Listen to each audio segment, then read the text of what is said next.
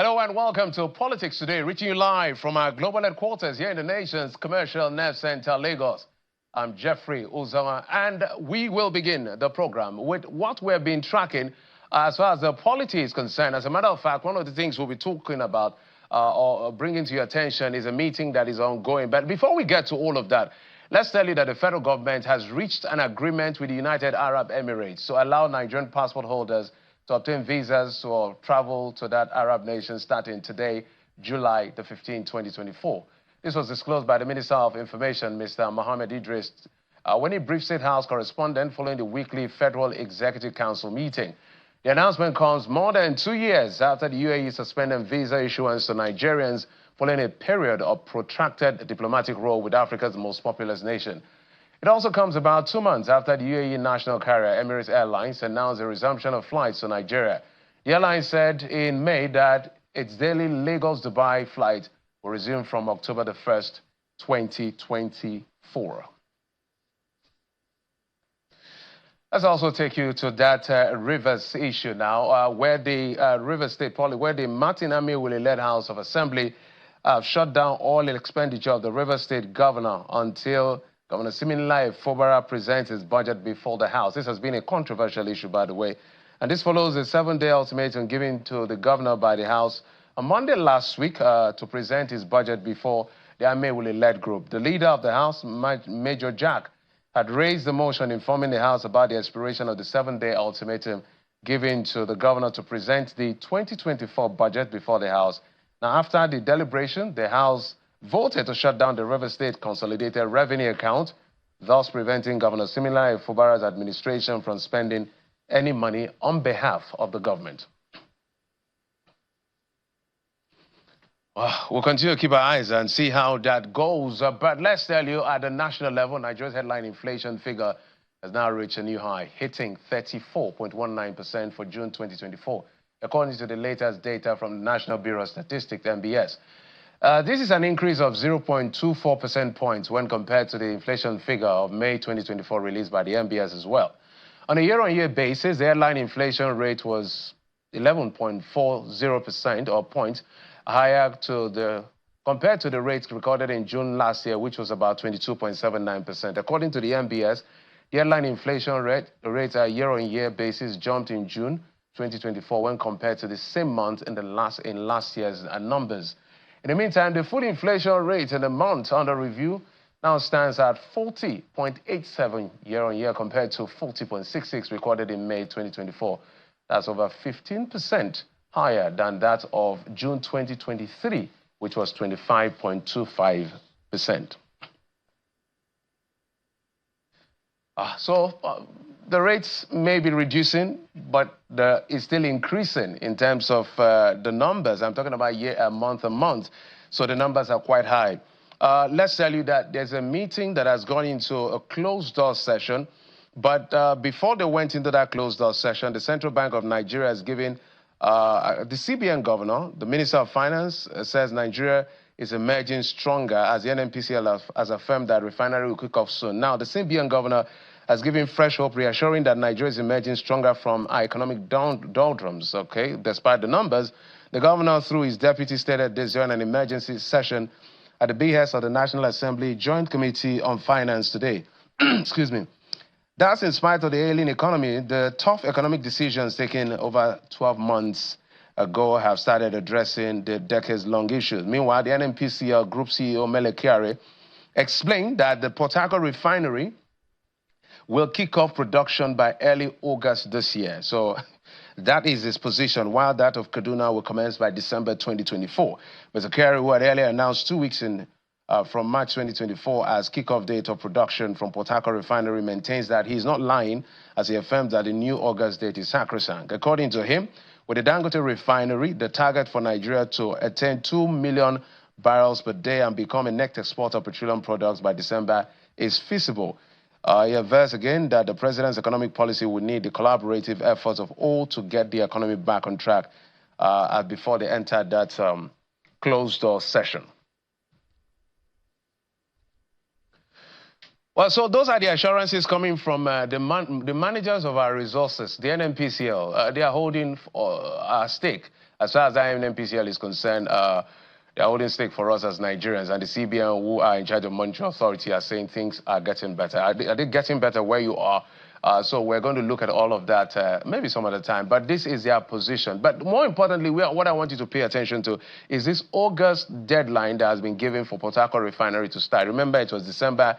There's been shifting dates. Let's hope that this time it's no longer going to shift anymore. But we're going to take political roundup stories on other stories we've been tracking. When we come back, our big conversation is going to be focused on the Ministry of Women Affairs. The minister will be joining me after the political roundup stories. Join us again.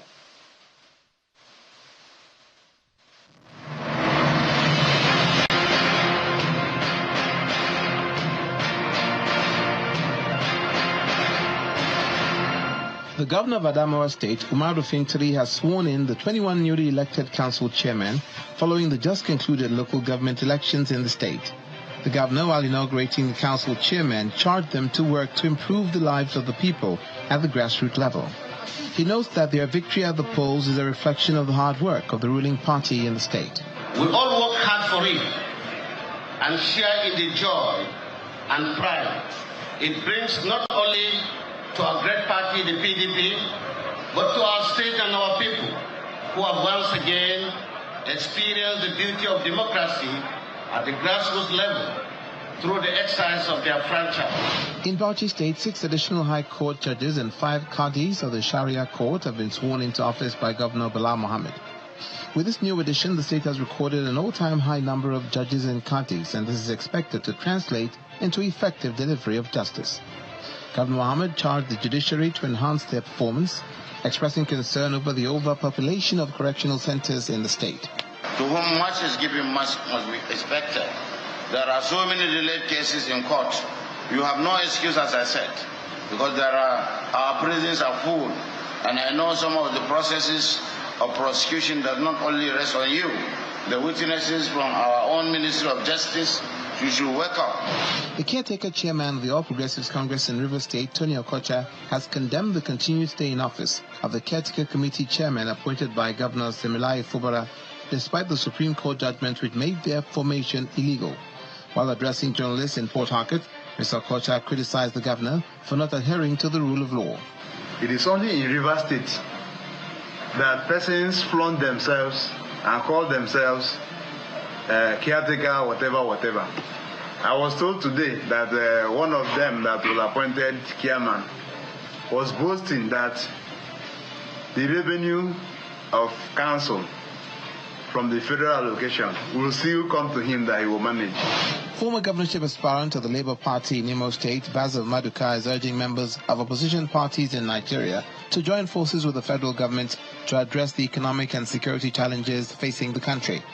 Speaking at a news conference in Abuja, Mr. Maduka notes that the time for party politics is over and it's time to come together to ensure that the government in power succeeds. He also urges President Tinubu to look inwards for solutions irrespective of the political allegiances of those concerned. Now we have party governments, Mr. President. Yes. What everybody have to channel is within the 8 years, within the 4 years or the 8 years, whatever it is, let everybody come together in making sure that this government succeeds. The Association of Local Governments of Nigeria, ALGON, is assuring Nigerians that the financial autonomy given to the association by the Supreme Court will speed up development at the grassroots level. Speaking at a media briefing in Abuja, the chairman of the Board of Trustees of the association, Shaban Shoaib, commended the Apex Court for the timely intervention through its verdict. The association also promises to diligently monitor its budget and expenditure. The ALGON BOT is committed to supporting the federal government in ensuring the 774 local governments are accountable to the people.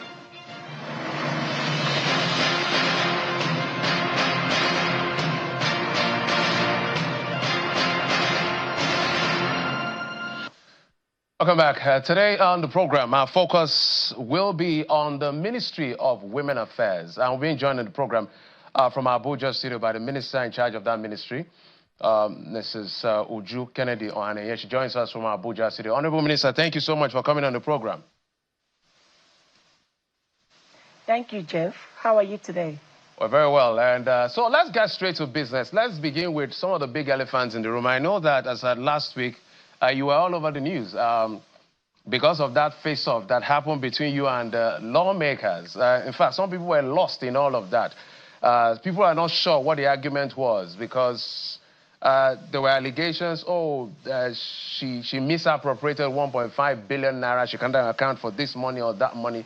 So maybe this is a first opportunity for you to be able to clear the air. So what was really going on that escalated to the point of argument? What was the question that was asked that escalated things to that point? And we'll begin to break it down to other things around your ministry. Thank you, Jeff. Let me start by saying that last year's budget was not done while I was there. Most of the contracts, all the contracts they were talking about were not awarded while I was there. Most of them were awarded in March. The money for those contracts were released in May, and I came in August. When I came in, I heard about the contracts. I checked some of them. A lot of them have not done it till date. Only about 4 files were cleared. And not only that, the ministry had a lot of liabilities too, due to underfundedness. They had a lot of liabilities. So by the October time, they brought in the 1.5 billion while I was there.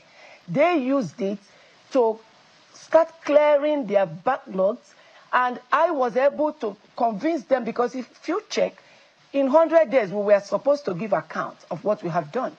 The president said if you didn't, he was going to sack the person. So I had to get them to award some contracts that will go in line with the president's renewed hope agenda, which was empowerment on women. And even on those contracts, they've only paid 30% till date.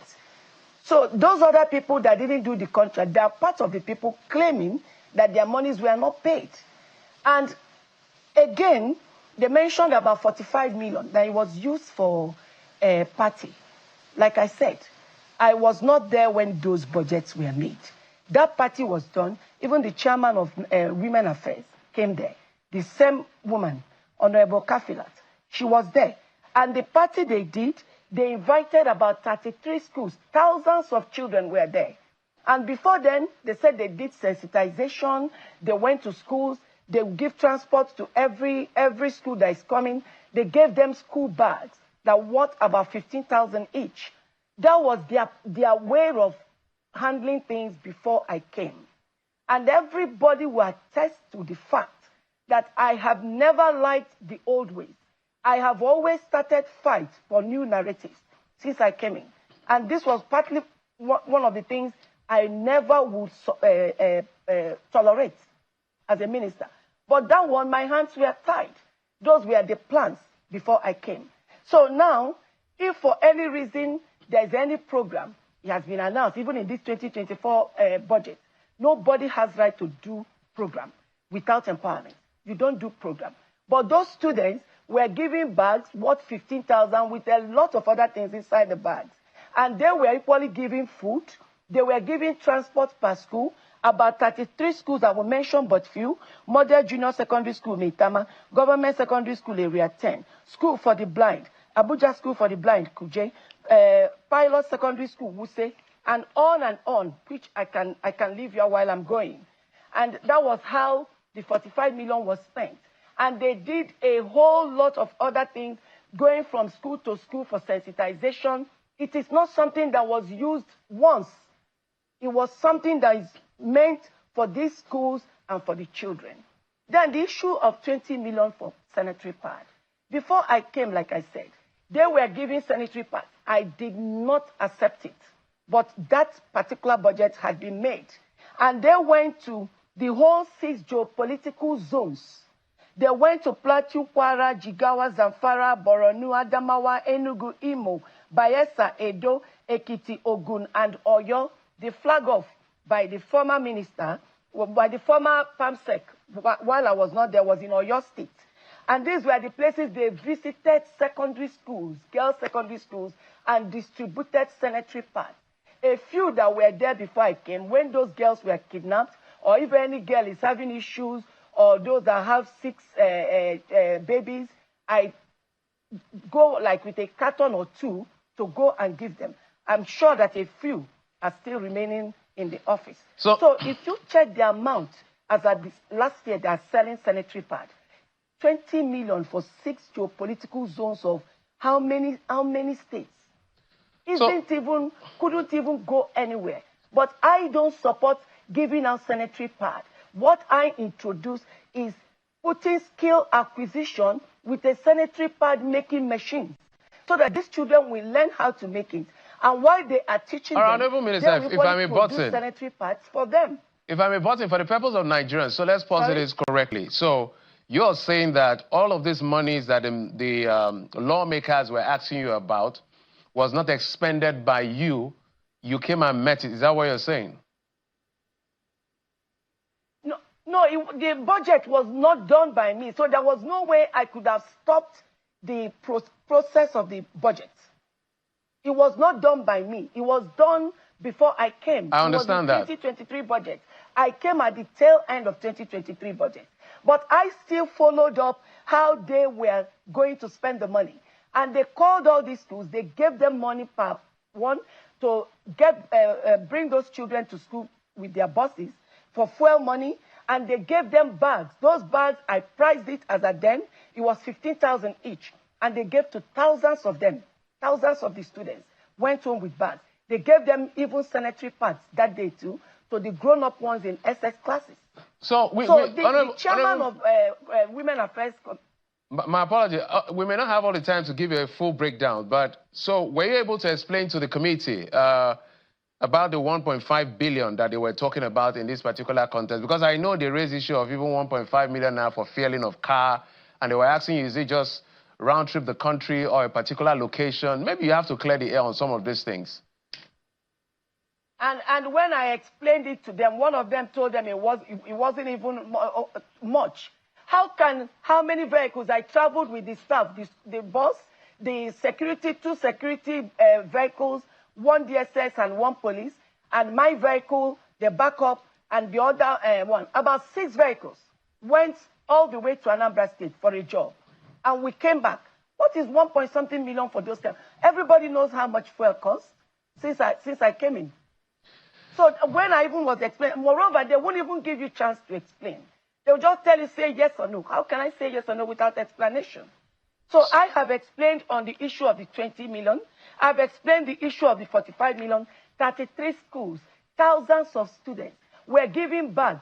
I'm sure as I'm saying this, you are showing the video where those bags, and even gifts. They gave bags, they gave gifts, they gave lunch, they fueled their vehicles, and they still gave them logistics to come for that party. And it used to be the routine of Women Affairs. It's just now I changed everything.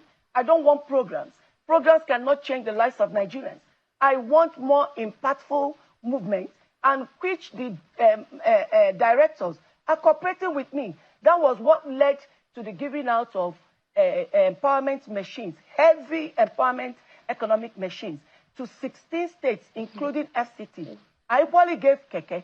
Some of these things, they said, you went and bought keke. I did not use the money. I never applied through Ministry of Women Affairs. There is no money in Federal Ministry of Women Affairs. Most of the things I'm doing, I source my money. There is no money in Ministry of Women Affairs. We are underfunded. That is one of the reasons they are owing. By the time on the emergency travels coming, some of the things, they lack money to pay. All right, so what Nigerians are more interested in is not the argument that ensued in that place. It's accountability.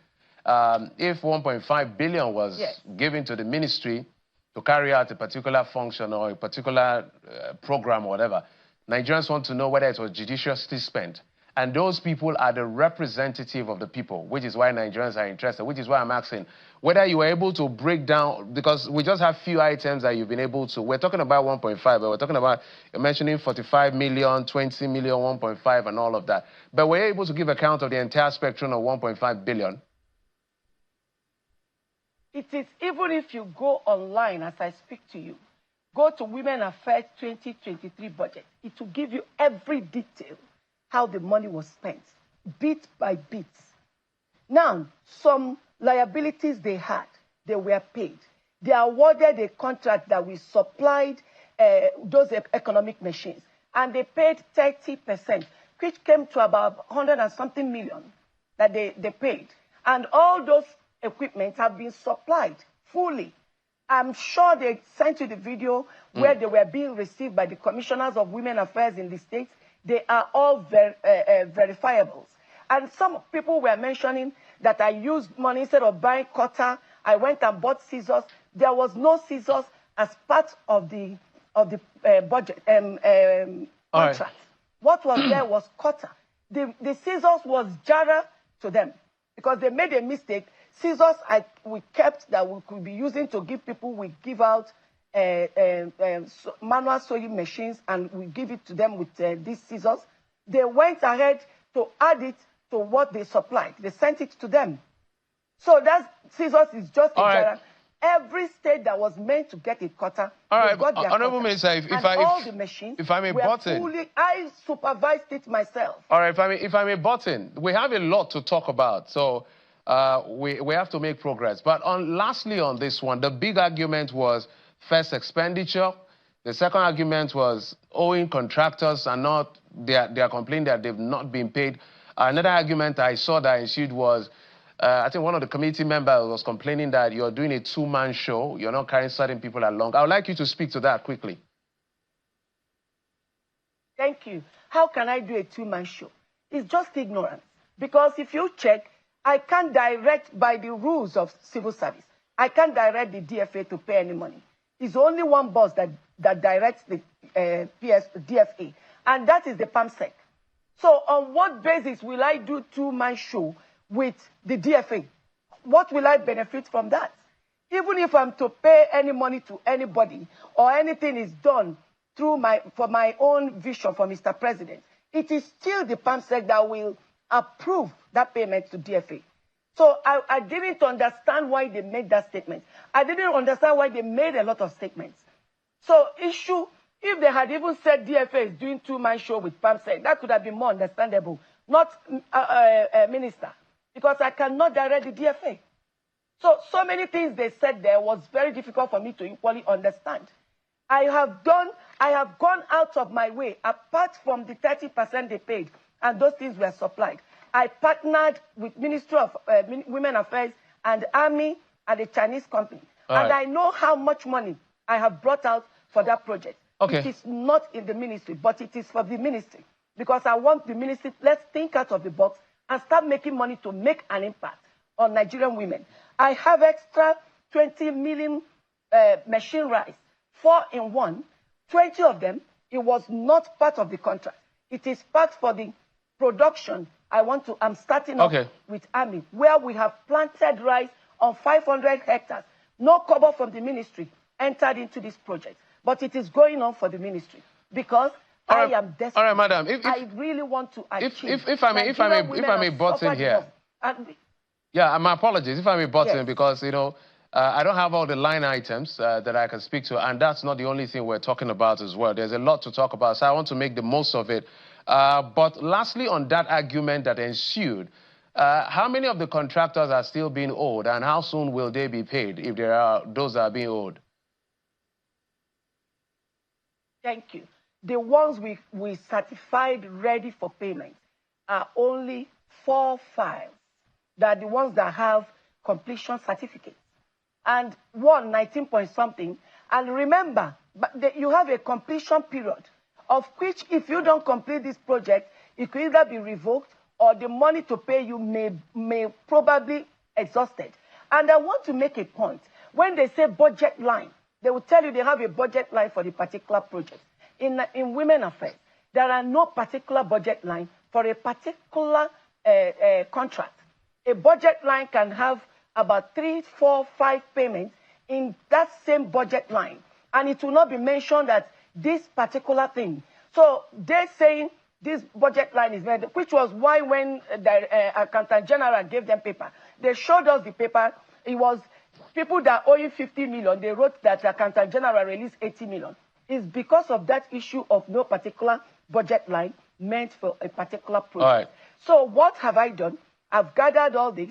The PAMSEC has called for a committee for us to know either to use what they call PICA, which is where we will write to finance to assist us pay these liabilities because we can't pay it, we don't have money, or the ongoing, because we still move some of them to ongoing projects for 2024. Any of them that falls within that, they will get paid. So I am seriously on it. I wouldn't want people to do work and be suffering. But my hands were tied. I couldn't do much because of lack of funds. Okay, madam. 1.5 before it came, they were owing almost double of that price, of that amount. And they started paying people gradually.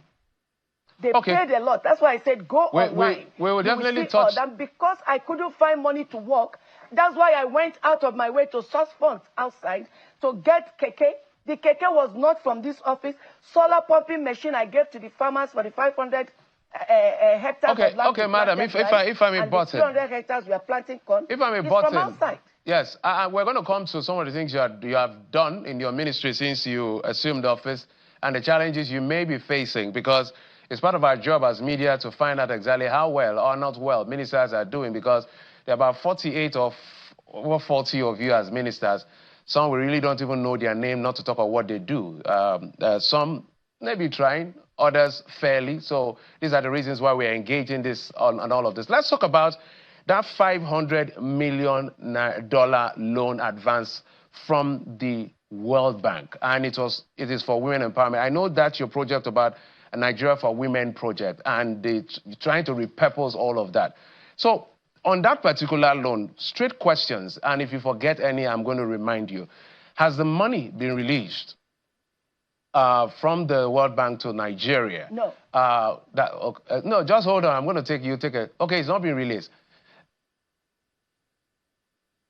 What? I didn't get what you said. The money has been activated, but not released. Okay, it's been activated. And so... I got a letter that it has been activated, but not released yet. Okay, so how soon should we be expecting it? I wouldn't know how soon, because it's not within my own purview to know how soon. It's only within me to sign when I'm asked to. It's from Ministry of Finance. Okay, so I know that it was initially 150 million. Was that initially released, or this is another money altogether? Just help me out here. No, it was initially 100 million. 100 million, yeah. Not 150. 100 million. Was that released as well? Or they just upgraded it? Yes, it was released for the past few years, and I think they've closely exhausted that. But I know that there are conversations about restructuring the entire Ministry of Women Affairs so that it doesn't look like a form of tokenism and charity case to something of more of sustainable, scalable investment. I would like you to speak to that as far as this $500 million that is coming is concerned. Because of President's concern towards women and children and Nigeria as a nation, he mentioned when he came in that we should allow the poor to breathe, we shouldn't suffocate the poor. So based on that, he signed a memo to that effect, that the loan can only be released when it is restructured. So Nigerians should be rest assured that's exactly what will happen. And the restructuring means let the whole money be used for what it's supposed to be used for, which is projects on women to get them out of poverty, change their lives. Because we're over 70% women and children of Nigeria. So because of his concern, he's really interested to be sure that money is well used. And knowing the Minister for Finance, you know, he's a very reliable person when it comes to anything the president wants. So I'm sure he will definitely restructure it. Nigerians shouldn't worry themselves. All right, we're going to dig deep a bit into that particular question, but we'll take a quick break. When we come back, we'll continue that conversation with you. So we're still talking with the Minister of Women Affairs, Uju Kennedy Ohaneye. She has been explaining some of the things that have been going on in the ministry. We'll come back after this break. Join us again. Welcome back. My guest is the Honorable Minister for Women Affairs, Mrs. and Barrister Uju Kennedy Ohaneye. She joins us from Abuja City. Thank you, madam, for staying with us. So we're not done with that issue of $500 million, because when Nigerians hear that kind of money, given the fact that We are hugely in debt as a country, 121 or so trillion in debt, and we're taking loans for whatever reason. We want to know how it's spent. And you mentioned the issue of restructuring on that particular loan. Maybe you speak to what exactly that means. We even understand that it may even be a subject of litigation. Maybe explain to us what is going on. Yes, issue of subject for litigation. I just got served today in the morning. I don't know whether others have been served, where Nigerians are asking that they want to make sure if that money will come, it has to be utilized well. I want to assure Nigerians that as far as Mr. President Bola Ahmed Tinubu is concerned, he will never allow any money to be misused. That's why you're not seeing money fly around like it used to. If you check most ministries, everybody is trying to think out of the box, manage themselves for things to be happening, and if you don't work, you get sacked. I am assuring them, for the fact he has signed a memo where he wrote, no restructuring, no loan. That is exactly how it will be. Like I said again about the Minister for Finance, he will never deviate from what Mr. President wants. So let them be rest assured. I don't even know what the suit is all about. They shouldn't have even gone to the court. But what can we do? We will respond to that. But I'm assuring them that that money will either be restructured to favor Nigerian women directly, no consultancy, no advocacies, no meetings, no frivolous expenses. Down to the women. And you know women pay back their loans so that we will be able to pay it back. If that is not done, the president said, no restructuring, no loan. So that is where I stand. And that is where the Minister for Finance stands. We cannot go against what our boss wants. Okay, so Honorable Minister, I don't think Nigerians got you. I will never even allow it. Let's be clear. You've mentioned some things in passing, so let me bring it back. So when you say the loan, this expenditure of this loan, everything has to be restructured, what was obtainable in the past and what are you looking for in the future to make sure these monies get to the right people? Because you see what's going on with the Ministry of Humanitarian Affairs. The minister has even been suspended to that effect and all of that. And nobody wants to get into that kind of space or reputation. So, although allegedly. What was obtainable before that now demanded a restructuring? And what is this restructuring? Basically, what are you attending to? The 100 million, when I came in, I checked. What I saw there was consultancies, advocacies, meetings. Those were the kind of things I saw. The rest of it, they shared it according to the states that were involved. I'm not interested in those states. I'm not interested in what they did because I am not satisfied with what that money was used for. That's one of the reasons when Mr. President came in, he looked at it and he signed that memo that let the loan not be signed except if it is restructured so that it will not go or be utilized like the 100 million was utilized. I believe that if this money is well spent, it is going to elevate almost all the women in this country. Anything aside from that, let the loan go back to where it came from.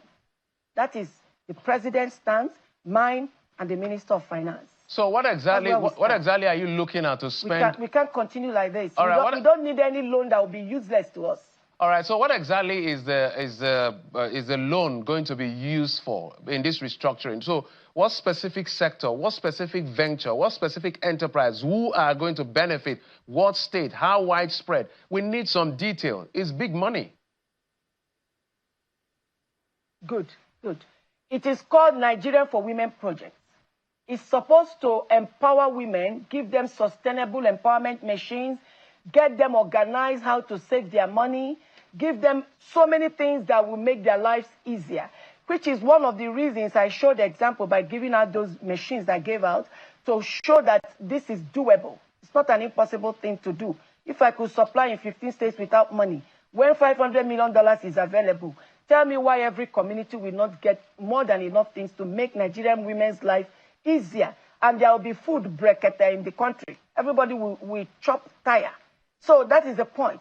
Now, the restructure I need, we just started a portal. In that portal, we have all the women from different communities. They are in clusters, ready for that money in case if it comes. But meanwhile, as we are waiting for the money, we've already started moving it to start happening, just to prove to whoever that brought the loan or whoever that is wrote for the loan or the restructure to see that whatever I'm telling them that we need that restructuring, they're all doable. So these people will be in cluster, they'll have their machines, and through the portal, whatever they're producing, the farmers will be tracking them, will be selling what they are producing, will be exporting. Like now, as I speak, the Ministry of Water Resources have written to them to give us the dam in the Imo River Dam in Anambra State. They have 10,000 hectares lavishing there, doing nothing. They will give me, as I've partnered with AMI, Ministry of Women Affairs and AMI, and a Chinese company that will provide us with seedlings. We will go to this place, plant a lot of things. Rice will be in quantum. Then we are supposed to get vehicles to be able to move these things around. And I went to Benue. The Benue State Governor equally offered me their own dam. I'm writing to the Water Resources. I wrote out the letter today. I believe by tomorrow he's going to see it. And then we are equally going to move our women there. Those women will be protected by the army for this farming to go on. We can't continue having food insecurity, which is why I decided to partner with AMI. So there are so many things we could do. The stocks, if you go overseas, cows, their cows, in 8 months, they are ready to be sold, fatter than double size of what we have here, while our own takes 1.5 years for it to be ready. So we are going into stocks with the same way the foreigners are feeding their own stocks. What are they feeding them with? Farm produce. They will mix it up. We have the machine already. And that machine will mix it, bring it, and we feed this cow, get them ready, put lab. We've already arranged all these things and entered into a partnership with AMI to be able to achieve this. AMI have a farming section in their if I may button, from what you're saying, apparently you're big on agriculture. I didn't hear so much about technology and all of that with that money. Perhaps it's somewhere in between the lines, but you're big on agriculture from what I see. But this is the challenge we always have. Government come, government go. Great ideas. Sorry, my dear brother, I mentioned technology. Okay. I did. There is technology, there is farming, there is health, there is education, and there is justice. Justice is very paramount to within that money, because the mobile court we just introduced, we have to run it. And that is why we told all hotels, put a sign, you can't lodge an underage child or sell alcohol to underage child. And then we equally put to schools, no more bullying, and we gave them rules, what to do so that we avoid children dying carelessly in schools. And equally in the hospitals, we told them to put a sign, you don't reject emergency patients. Some of these things are what the mobile court will handle, those minor things. So by the time we get from the whistleblowers that you don't have this sign, the mobile court will come after you. So justice is there, education, technology, farming, health. I get you. Almost every livelihood is within there. This is what I was wish I could give you the action plan. This is what I was saying, is that a lot of government come and give us loads of ideas and programs. The challenge is always implementation, and for us to go back and measure what the end game in terms of success is. So I will ask you a straight question. At the end of the day, if this money is released, or when this money is released, whenever we're now trying to go back to how we spent the money we're going to pay back, which is $500 million, what should we be looking at to say, this is what it was spent for, this is how much is now bringing back to us in return, in specifics? Like the farming aspect, when the rice are planted, the Chinese people are giving us the seedlings. So we will not spend so much to plant these things. And when they come, we are selling it very cheap. And then at the same time, be able to be paying back the loan. But meanwhile, I'm not waiting for that loan. Because if the restructuring is not done, there will be no loan. To tell you the truth, if the restructuring is not done, women will not need that loan. I'm telling you because it's useless to them. But we are going ahead with or without the loan. All the plans I mentioned here, as I speak, We've planted rice on 500 hectares. The loan was not there when it happened. And there's no penny from the ministry that entered into that project. But it has been done between Ministry of Women Affairs and Army. It was done in Jos, Jigawa, so many different places, Anambra, different places. Jos, Jigawa, Anambra, even Niger is going to plant. Kanu is planting in Bichi. They're planting. They've planted. We're waiting for these people to release fertilizer for us so that will minimize the amount of money we need to spend. I guess, Honorable Minister, as we begin to go to other issues within the time we have, I guess my question is, if I rephrase it, I get you, and I'm sure Nigerians get you and your passion to see women come and sit on the table, which we'll get to in a moment, is the fact that if as a businessman, of course, when we see government take loans, literally everybody squirms on their chair like government is quite terrible with business. Everybody knows that. They say just create an enabling environment. So when government executes, it's a bit of a challenge. So I'm saying that, for instance, we put in, say, $200 million of the $500 million. So in how many years should we be expecting a return? Is that how it is structured such that we can say in 3 years, in 5 years, in 10 years, when all of this is gone and all of that, we can say this is how much we're now getting back from that $200 million we invested? That's my question, actually. If we will not use the money to do the right things that allow us to refund the money, I'm talking about women, we will not need the loan. We want a loan we can refund. And if that loan is released, the way it will be restructured, I'm assuring you that women will pay back that loan in less than 2 years. And they may not even use it all. They may not even use it, because we won't take what we don't need. We will only take what we need. Are you saying and remember, it's a way to equally teach them how to make money and save money, technically and otherwise. Okay. So all these things are part of that loan. But meanwhile, the loan is not released yet because the restructuring has not been done. So okay. I don't know how, like I said, it's not within my purview. Okay, I would let off that question. I can only say little. Okay, my apologies. I'll let off that question since the money is not even here. But we know that the money may eventually... here.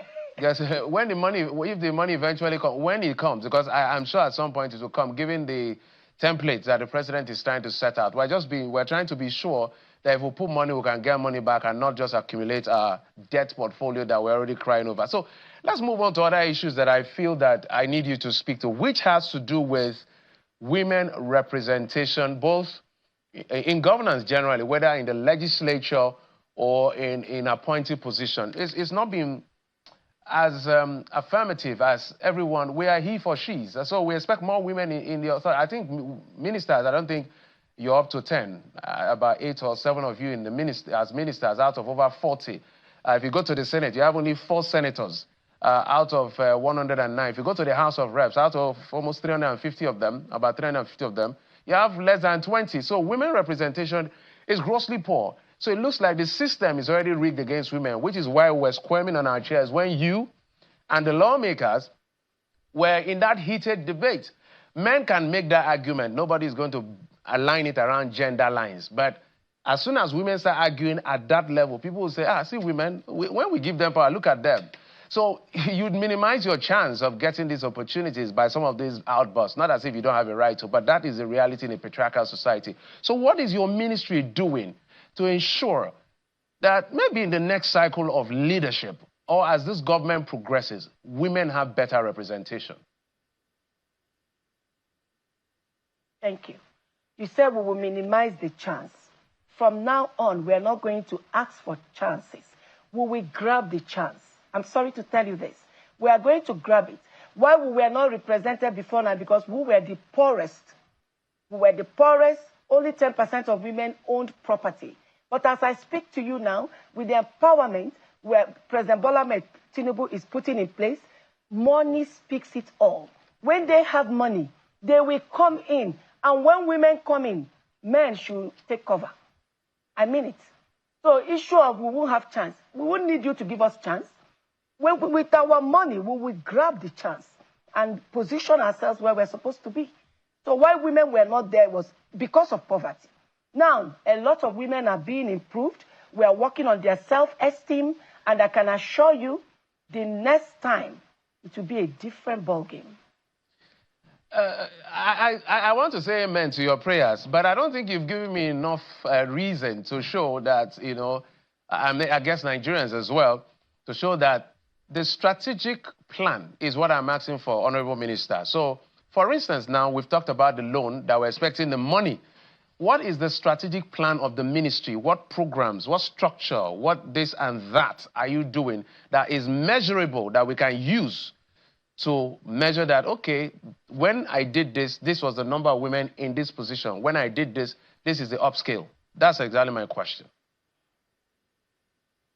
I've mentioned these things to you. I told you 16 states have been delivered. I have the pink riders that are women. I have people that are doing rice, corn, so many different things. They are women. Machines have been given to them from Ministry of Women Affairs. That is a way to empower them to start making money, to be able to be part of politics and take their positions. I've been saying that. And with this, I don't know why anything can stop us again. If we've done in 16 states, including FCT, the next batch, it will go around the other side, the other remaining states. And the state, I'm sure you have some of them where we have done these things, and they are Anambra, Kano, Rivers, Imo, Lagos, Oyo, Katsina, Gombe, Kebbi, Adamawa, Ebonyi, Niger, Bayelsa, Benue, Jigawa, and FCT. I'm saying it, let anyone come out. If for any reason machines have not been delivered to that place, let them come out and prove it. You know me, when you say things you're not sure of, I usually take it up. I don't leave it lying low. All right, so these are the states we have supplied machines. FCT was KK that we gave them, 7 in number. And none of these monies were funded by the ministry, because ministry did not have money. The machines, the ministry only paid 30%. So anybody that is asking me, what did you do with this amount? It's difficult for me to answer that, because I went out of the box. President told us, think out of the box so that you will be able to move ahead. Don't just sit down and depend on government's money. And I have done that. That's why I have extra 20 million machines for the Army and the Women Affairs project, farming project. That's why I got the KK, so that these women will start breathing air. So I don't know why anybody will come up. The 1.5 billion, we are owing a lot of money, double that amount before I came. And they had to pay some, and that 30%. And Minister, the travels, you have to travel. This year alone, they put 9 million naira for my travel. I went to Sierra Leone to represent the First Lady. I went to Dubai to represent Nigeria in women in COP 28. All these things, it has to come from the funds that the ministry has. All right, the reason I'm asking that question, Minister, just a minute. I have done a lot out of the box. Efforts are great. Result is what is more important, which is why I'm always looking at result at the end of the day. The result will come. It's too early to ask for results. Okay. So the reason I was saying that is... They just planted the rice. You have to harvest before we conclude anything. Just a moment. Just a moment. We are just planting the corn now. Is when we harvest, that's when we'll come back here and tell you what we have done. The mobile call just started. In 2 or 3 weeks, it will take off in FCT first. It has to go for the congestion of prisons. We just had a meeting with the hotelers and all those people. We gave them a time frame to put the signs so that the mobile calls will have job to do. We have whistleblowers. All these things takes a little time, and I'm pushing it so fast, to tell you the truth. So you can't ask for results now, and I need a couple of months before the results. No, not a problem. We'll be here to check it out. The reason I'm asking all of the questions I'm asking is because sometimes, because of how big Nigeria is and how vulnerable women are, we want to know how much is going on to even move the needle at the end of the day. Things could be going on, but how much of a needle is it moving in terms of percentage? Because in the last assembly also, I can remember also, either the 8th or 9th assembly, the 5 gender bills, so even give women special seats, although there's an argument to that effect in terms of constitutional consistency, was struck down. All 5 of them all were suspended. They are reintroducing some of them in this assembly, which is why I'm asking that question. But let's go to some cultural issues. And I know you got a bit of flack from some people recently or some months ago when it came to the issue of underage girls, marriages, and all of that, especially in the northern part of the country. How are you able to navigate the fine line of culture and the advocacy you have for girls to go to school, which is very important to Nigerians? Thank you. In my work, I don't know culture. I don't know religion. All I know is the law. The law says these children will go to school. Some of them that are not going to school is out of poverty. I've taken my time to make a research. It's out of poverty. I don't think anybody will want the child to stay home. Now, that is one of the reasons we're empowering right inside and partnered with the Royal Highnesses in the rural areas so that we will take these things to the communities. When they are empowered, it is part of what the mobile court will address. If your child is not going to school, the mobile court will come after you. We have whistleblowers. There's a way where the ROLAC, UNICEF, some of them are coming together to see how they will assist us in pushing this justice. Because this justice has branches. It's going to help justice and empowerment. They both have branches to help in out-of-school children, early marriages. Because when a child goes to school and when a child has a skill, she has a voice to say, I'm sorry, I can't marry now. And you yourself will know that if you do anyhow, this child can take off and she will be able to use her skills to take care of herself.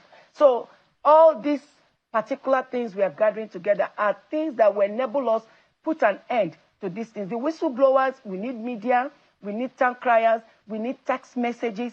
We are on this seriously. We are not resting in Ministry of Women Affairs because of the new narratives. You have to work according to the vision of Mr. President. And one of his visions is to get all these things sorted out. That is why he encouraged the mobile court, he encouraged the farming, he encouraged the justice, he encouraged most of the things we are doing. All right, Minister, a lot of support. We're totally out of time. We're totally out of time. I know that your ministry is going to continue, the lawmakers will continue to oversight your ministry. It's why we elected them to the House. So they will continue to look at the monies you're spending. When is your next meeting with them? I wouldn't know. They said they adjourned it. Okay, I know they adjourned Senate dialogues. Okay, maybe but I'm always ready. Whenever they call me, I shall answer them. All right. Very well. Thank you so much, madam, for coming on the program. And remember, I'm in court with them. I'm in court with Cafilat for 1 billion. I'm sure you're aware of that. Maybe another time. Thank you, madam. Minister of Women Affairs and Social Development, Uju Kennedy on here. Thank you, madam, for coming on the program. And that's it on the program. Thank you for your time and company. I'm Jeffrey Uzoma. Good night.